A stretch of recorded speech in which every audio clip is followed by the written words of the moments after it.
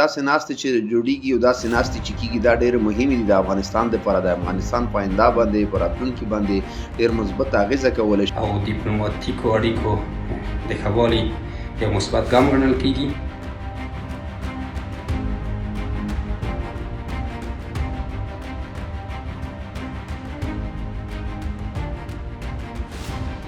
بروکسل ته سفر آیا د افغانستان او اروپا اړیکې نوې مرحلې ته داخل شوې دي؟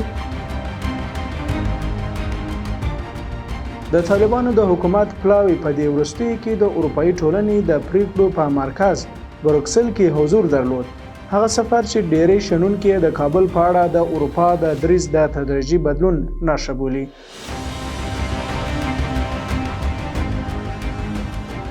داسې ناستې چې جوړیږي او داسې ناستې چې کیږي دا ډېرې مهمې دي د افغانستان دپاره د افغانستان په آینده باندې په راتلونکي باندې ډېر مثبت اغېزه کولی شي. بل اخوا چې هلته کوم مهاجرین پراته دي په دغه هېوادونو کې هغې ته سهولت جوړېدی شي، هغه مشکلات او ستونزې چې ورسره لاس و ګرېوان دي هغه د دوی نه خلاصېدلی شي.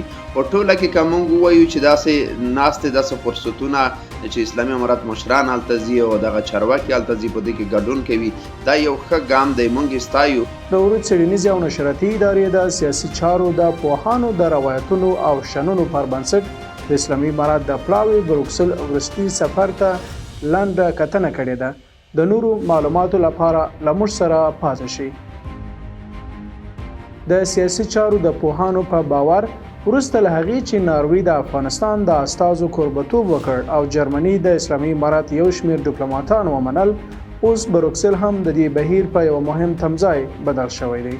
دغه بدلونونه ښیي چې اروپایي هیوادونه که څه هم لا تر اوسه د افغانستان د حکومت د رسمي پیژندنې خبره نه کوي، خو له کابل سره د اړیکو او همکاریو د پراخولو پر لور روان. سفرهای هر نوع هیئت به بیرون از کشور، دید و بازی، نشست‌ها، مجالس، آمدن هیئت‌ها، این همه تاثیرات خود دارد تا که به جانبین قناعت داده شود، مشکلات مطرح شود، در جستجوی راه حل آن باشد، ایجاد روابط دیپلماتیک شود، گسترش روابط شود، روابط تجارتی اجتماعی، این هم مفاد خود دارد.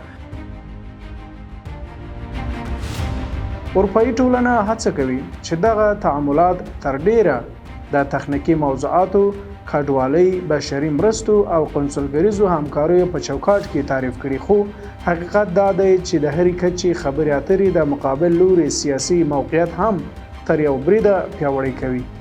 کارپوهان باور لري چې د اروپا سیاست پر دریو اساسي اصولو ولاړ دی: ګام په ګام پرمختګ، مشروط تعامل او د رسمي پیژندنې له اعلان څخه ډډه.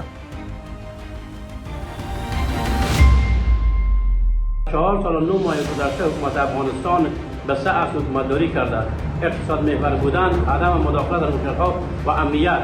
طبعا که اعضای اتحادیه اروپا تمام حقوق افغانستان را تجزیه و تحلیل کردند، بر همون محور هست که گفتمان‌ها ادامه پیدا کرده و امروز هم لیستی از اعضای هیئت افغانستان با کشور مواصله. په برلین کې د افغانستان د دیپلوماتانو د زیاتېدو توافق به د افغانستان او جرمني ترمنځ د قونسلۍ او دیپلوماتیکو اړیکو د ښه والي یو مثبت ګام ګڼل کیږي.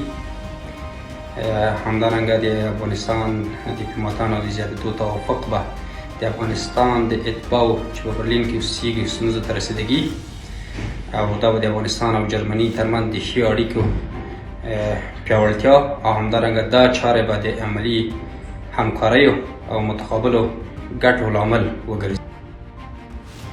له همدې امله اړیکې او تماسونه لومړی له تخنیکي کچې پیلېږي او که مناسب شرایط برابر شي ښایي پراخو سیاسي خبرو اترو ته هم لاره هواره کړي. بروکسل ته وروستی سفر هم د همدې بهیر یوه برخه بلل کېدای شي. هغه بهیر چې ښیي اروپا د بشري انزوا او اړیکو د پریکون پر ځای د محدود او مدیریت شوي تعامل لاره غوره کړې ده. دا چې دغه مسیر به په راتلونکي کې پراخو سیاسي اړیکو او یا هم رسمي پیژندنې ته ورسیږي که نه لا هم روښانه نه ده، خو هغه څه چې څرګند ښکاري د افغانستان او اروپایي هیوادونو ترمنځ د اړیکو د یوه نوي فصل پیل دی. داسې فصل چې د دواړو لورو پر راتلونکو اړیکو د پام وړ اغیز لرلی شي. مننه چې تر پایه مو زموږ ملتیا وکړه.